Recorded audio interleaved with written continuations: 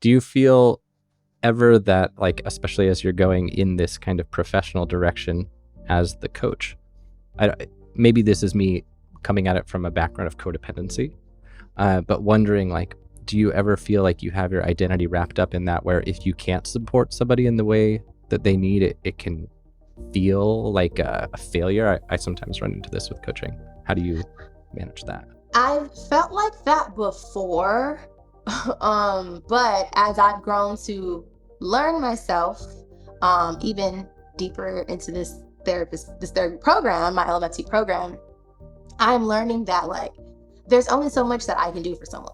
So while I Mm, can want to do more, the reality of the matter is there is a cap on how much I can help you. And that's okay because you're not meant to get all your help from me specifically. It's mm, okay to know, like, oh, this is how much I can give you, and I can help you find the rest that you need from another person. And that's the importance of community.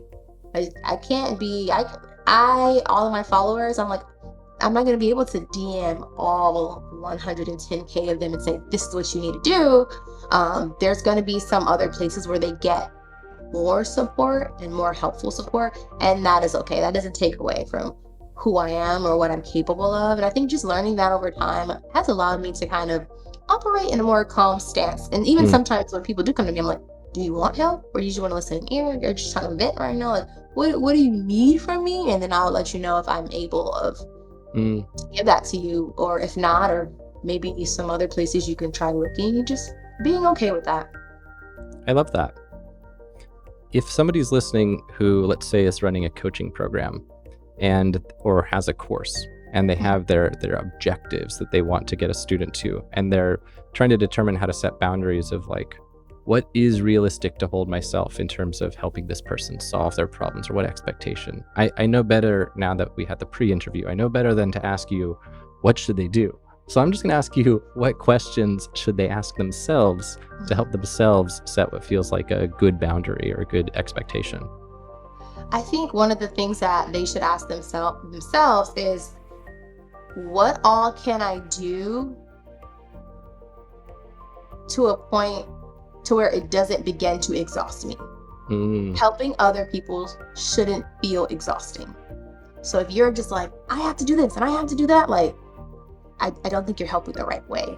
Because I mm, feel like when it's good help, you're like, I'm excited I get to do this.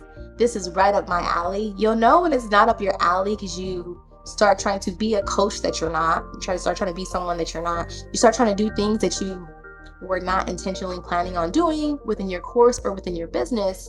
Um, and then also taking the time to read the room, though, kind of like how I mentioned to you a little earlier, like I noticed a lot of my clients kept saying you felt like a therapist.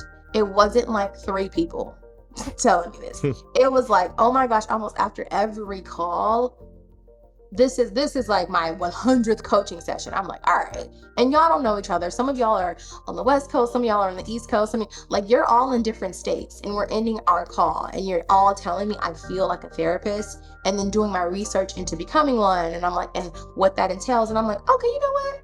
I can see, all right, yeah, I think I actually want to take that step and do that. mm, So really being able to see what people are asking for in your course. Sometimes we get caught up in being like, here's the solution right away, when our clients or people who buy our course could be asking the wrong question. So even thinking that as well, like, oh, you came to learn how to create graphics, when it wasn't necessarily that you wanted to learn how to create graphics, you wanted to learn how to be creative in its own essence. So mm. really being able to pulling the sheet back and saying like, well, how would I teach someone or inspire someone to be creative?